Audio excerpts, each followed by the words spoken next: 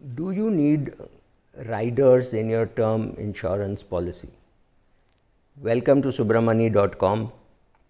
I did a post on my blog, which is www.subramani.com, about this very issue.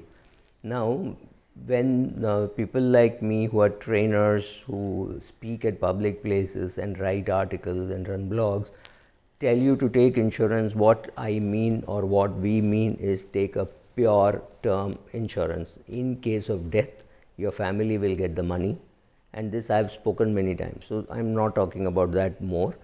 And now let us look at some of the riders that are offered to you. First of all, the rider which is offered in a term insurance when you take is an accidental rider.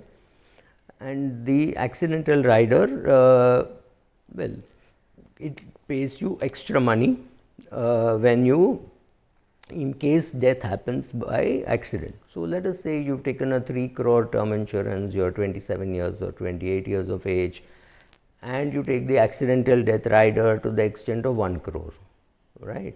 So what happens is, in case you have accidental death, which is a higher probability at a younger age, the family will not get just the 3 crores, they will get an additional 1 crore. So should you take the accidental death rider? In my mind, the answer is no. Simply because if you really want an accident insurance, go and take an accident insurance which is separate, which you understand what it means.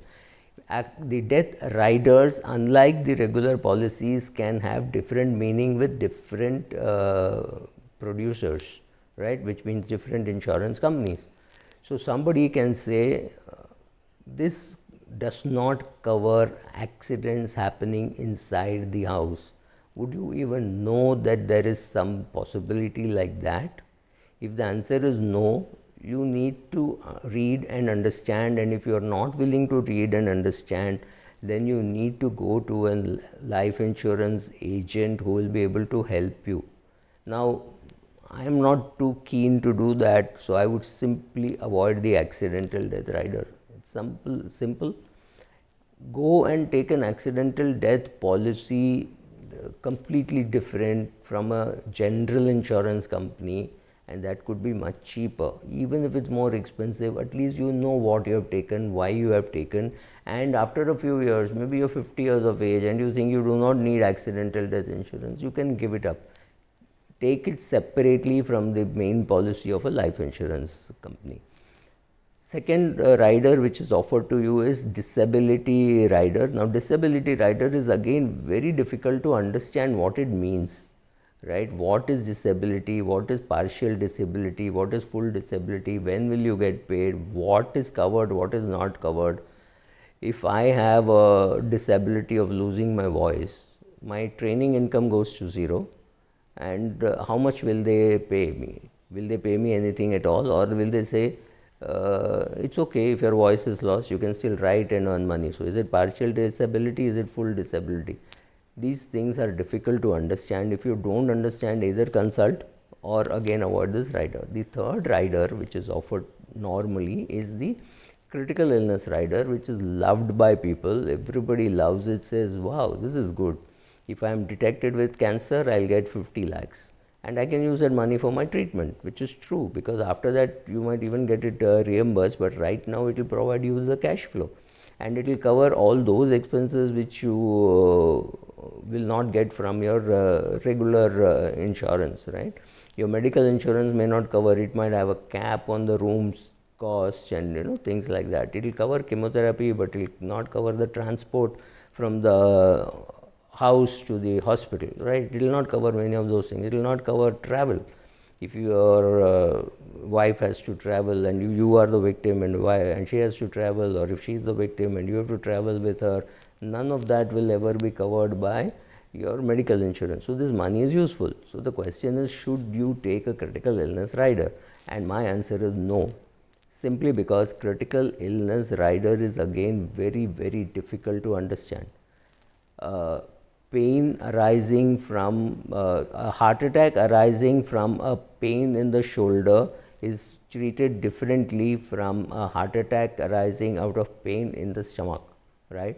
So if it covers one and doesn't cover the other, you will be stumped. You will even wonder how can such a thing be there. For example, kidney failure has to be both kidneys failing and you being alive for 90 days after it was detected. Now this is to me a real death situation, not a critical illness, because you may not be alive. And then the other criteria is, if you have a heart attack, it has to leave a permanent damage on your heart which is seen in the ECG report. That may not happen. You may have got a slight problem, but you will not get paid, right? So critical illness is very difficult to understand. Please understand one thing. Law is difficult to understand. I have been to the Supreme Court 5 times and I can assure you about that. Medical technology, medical terminology is difficult to understand. Critical illness is the place where these two meet. So thinking that you can understand what you are going to get is very difficult.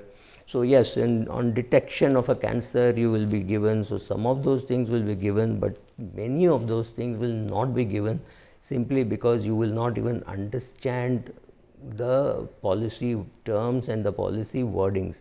If you are still keen to take, go to the insurance company from where you want critical illness cover, which need not be in the rider of your term insurance, keeping it separate.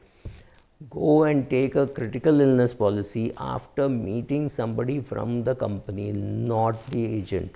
The agent is not trained enough to be able to answer difficult questions. After that, what you do is get the words in the document, get a copy of that, run it past a couple of specialist doctors, not your GP, right? Maybe a cardiologist, a urologist, or somebody who deals with these situations. Ask him to read. The best is asking the underwriting doctor of a competitor company to read and understand and interpret and tell you. If you are not going to take all this trouble, don't bother looking at critical illness. Another problem is, do not reject any insurance requirement on the basis of cost. It doesn't really matter. If I can pay 10,000 rupees today to avoid paying 1 crore after 3 months, 6 months, 8 months, 1 year, whatever, it is a fantastic ROI, right? So remember, don't look at returns on insurance premium. This is just trying to make sure that you don't lose money, right? So don't look for an ROI here and say I can't get any return. Of course you can't get any return. Therefore you do not choose it on the basis of price. You choose it on the basis of whether you need it. For example, I think I do not need any term insurance. I still have a very small policy running. But if I go and borrow money to buy an office or do something like that, I need to take a cover for the amount of the loan. Let us say 4 crores is the loan that I have taken. I need to take a cover for 4 crores. I cannot say, oh, at my age term insurance is expensive. Does not matter. It's expensive, but it is far, far more expensive not to have it. In case something were to happen to me, my wife will not be able to repay that loan of 4 crores.